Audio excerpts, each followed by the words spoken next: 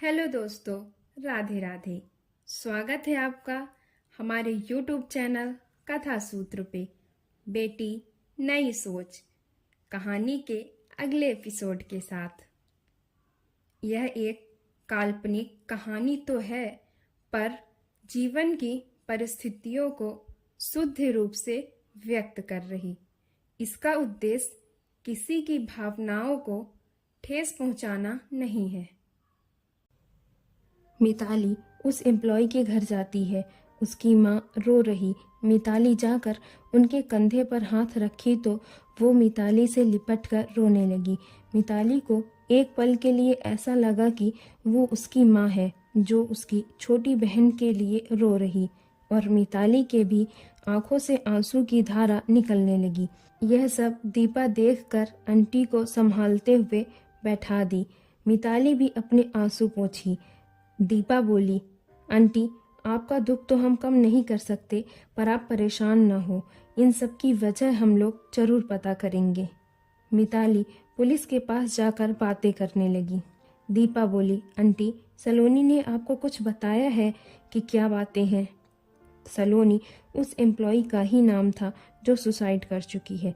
सलोनी की माँ बोली, नहीं बेटा, ज़्यादा तो नहीं बताया, बस इतना ही बताया था कि उसे मिताली मैडम ने निकाल दिया है। तो वो परेशान रहने लगी। बोली कि आपकी दवाई और घर का खर्च कैसे निकलेगा। तो मैं उससे बोली भी कि सब ठीक हो जाएगा, मिताली मैडम तो बहुत अच्छी हैं, मैं बात करती हूँ। तो वो बोली कि नहीं मम्मी, आप उनसे बात ना करो, मेरी गलती है, मैं खुद जॉब छोड़ी हूँ। मैं पूछी भी कि क्यों छोड़ी, तो वो बोली कि उसे कहीं और मिल गई थी। दीपा बोली, अच्छा, मतलब उसे जॉब मिल गई थी ना? सलोनी की माँ बोली, नहीं। इतने में पुलिस सलोनी की माँ को पूछताछ के लिए बुला लेती है। दीपा मिताली को जाकर सारी बातें बताती है। मिताली बोली, मतलब उस गोयल ने झांसा बस दिया था? दीपा बोली, हाँ।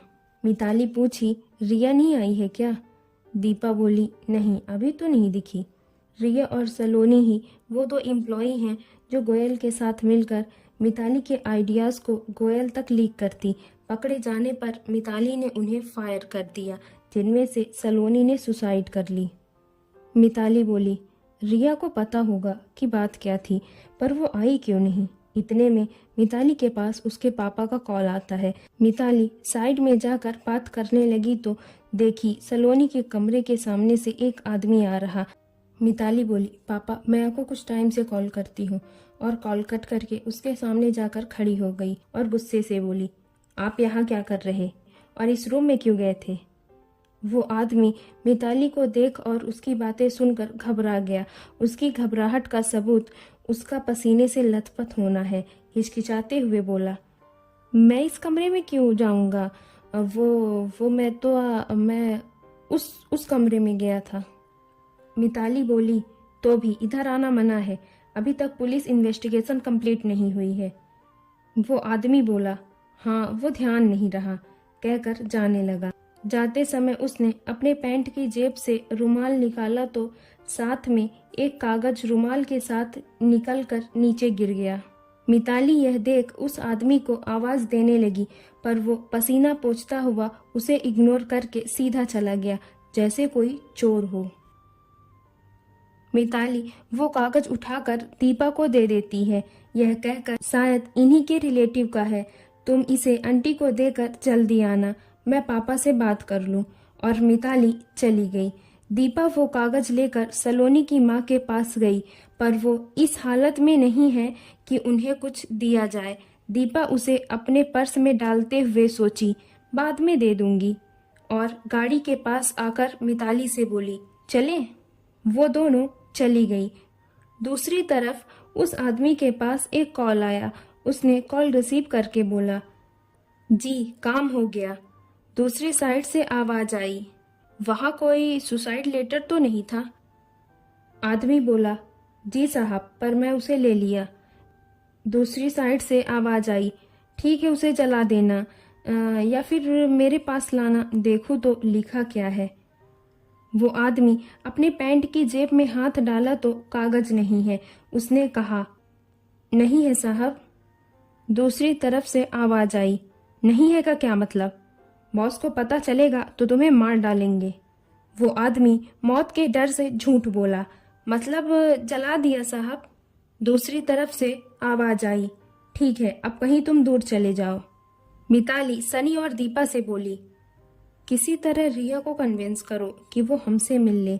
जहाँ मिलना चाहे वहाँ, जहाँ उसे सेफ लगे वहाँ मिल ले। कुछ देर में किसी मंदिर में मिताली और दीपा रिया से मिली। रिया ने सारी बातें बताई। दीपा बोली, ये तो बहुत बड़ा खिलाड़ी निकला भाई, तभी तो इतने सालों से नंबर 1 बना है।